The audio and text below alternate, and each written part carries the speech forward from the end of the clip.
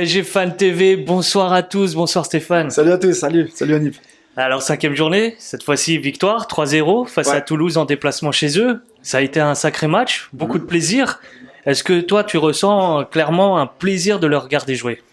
Oui, alors déjà pour commencer, j'ai envie de féliciter Toulouse parce que c'est des promus et forcément ils ont pas causé des problèmes à proprement dit, mais on sent qu'ils étaient quand même présents. En première mi-temps, si, en fait, ils nous ont causé un petit peu de problème malgré tout. Ils ont été très sur l'homme, très physique. Après, sur ta question, c'est vrai que oui, c'est bien, on gagne. On voit des joueurs qui essaient de trouver des solutions. On voit qu'il y a un peu plus de verticalité. Grâce à Vitinha qui rentre en jeu, on sent qu'il y a quand même on sent que ce joueur il a quelque chose. Après, j'ai pris un petit peu moins de plaisir que les premiers matchs qu'on a vus où ça tournait, on a des scores fleuves.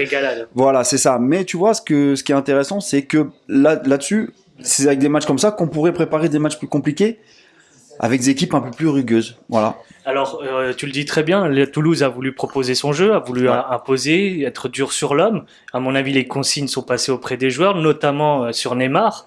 Clairement, Toulouse quand même nous a mis en difficulté, mais une large victoire quand même. Oui, large victoire parce qu'on a quand même les joueurs dès qu'on ça commence à accélérer un petit peu, on voit que y a des débordements qui sont faits, on commence à voir un petit peu les petites touches qui arrivent. On a vu des bribes aussi dans ce match-là, des bribes de ce qui s'était passé dans les matchs précédents, mais pas dans l'entièreté du match.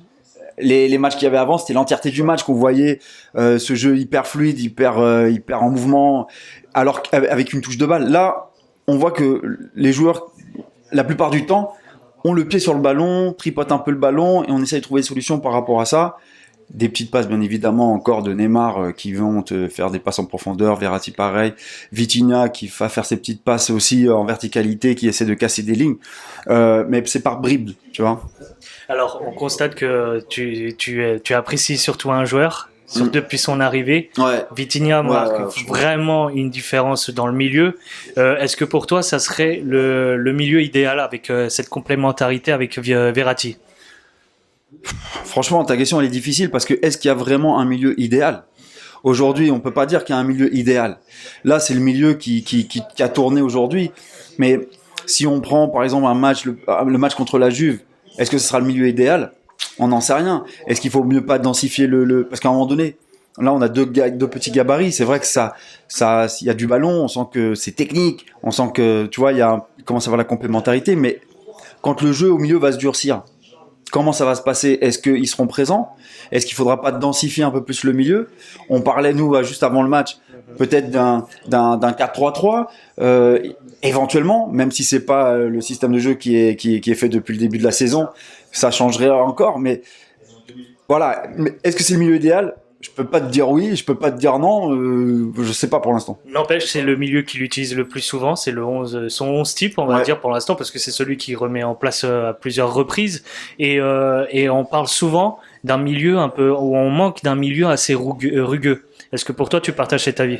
Ouais, par rapport à ce que je t'ai dit juste avant, c'est vrai que on n'a pas encore eu d'équipe avec un milieu hyper rugueux non plus. C'est vrai qu'aujourd'hui, Toulouse jouer assez physique sur l'homme, on le voit maintenant en nombre de fautes, sur le nombre de fautes, sur le nombre de tacles. Parce qu'on a aussi la possession, faut dire, ça augmente aussi les possibilités de toutes ces statistiques. Mais on n'a pas vraiment eu d'équipe encore, tu sais, avec un milieu hyper tranchant, hyper rugueux comme ça. Je sais pas, il faut voir ce que ça va donner avec des équipes comme ça. Pour l'instant, il faut tenter. Je pense que Galtier est encore dans la réflexion et il tente encore un petit peu des choses.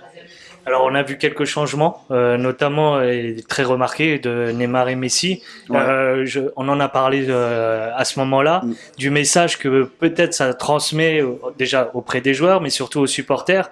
Est-ce que toi tu arrives à capter le message que Galtier fait à ce moment-là quand il fait les changements? Oui, après ça c'est mon idée, oui, c'est le message que voilà, c'est mon avis personnel. Moi je pense qu'il a envie de dire à ses joueurs bon voilà, on va avoir des matchs importants qui vont arriver. Lui-même il l'avait dit qu'on a pendant je sais plus combien de semaines 3 matchs un match tous les 3 jours. Voilà, il faut qu'ils comprennent les gars qu'à un moment donné on attend qu'ils soient performants et je pense que c'est ça en les sortant comme ça. Déjà je pense qu'il veut montrer que c'est lui le patron déjà. Mais mis à part ça, je pense qu'il a aussi une autre idée derrière, c'est de dire bon là, je t'enlève voilà, à la 70e minute ou un truc comme ça, je crois que c'était. Bah, c'est pour te mettre dans les meilleures conditions pour le prochain match. On sait que Mbappé est pas sorti. Ouais. Moi, je peux avoir mon idée en me disant, oui, bah, il sort Neymar, il sort Messi parce qu'ils ont besoin peut-être plus de récup. J'en sais rien, par rapport à l'âge, par exemple. Bien sûr. Même si ce sont des sportifs de haut niveau, bah, de toute façon, l'âge, ça pardonne pas. À un moment donné, tu as besoin de plus de récup. Ça, on le sait. Après, encore une fois, c'est mon avis personnel. J'ai pas la vérité. Peut-être que d'autres auront une autre explication qu'ils pourraient mettre dans les commentaires d'ailleurs, et on sera super content d'y répondre. Notamment parce que c'était un enjeu principal la saison dernière, du fait de devoir les changer. Là, c'est le cas en début de saison, c'est vrai. On est encore qu'en début. On verra dans les moments charnières où les choix vont devenir de plus en plus difficiles. Ouais, bah c'est clair. Mais c'est selon les échéances aussi, hein, parce clair. que là, bon, ça va à Toulouse, mais s'il fait ça, imaginons en phase de poule de Ligue des Champions, voilà, on a la Juve, on mène 2-0, il arrive à la 70e, il sort Neymar ou il sort Messi, par exemple. Est-ce qu'il le prendrait peut-être comme ça, même si ça tire un petit peu la gueule, hein, on pense un petit peu. On n'a pas l'impression que c'était ouais super, je sors, j'ai compris.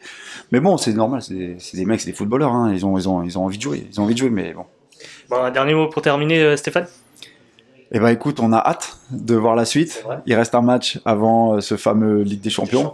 On est à l'extérieur contre Nantes et on est à fond. Bah, dire premier match au Parc, c'est top quand même, hein, avec la Juve contre la Juve. Bon, j'espère que ça va donner quelque chose de sympa. Super. Je te remercie, Stéphane. Bah, salut les gars, à bientôt, ciao.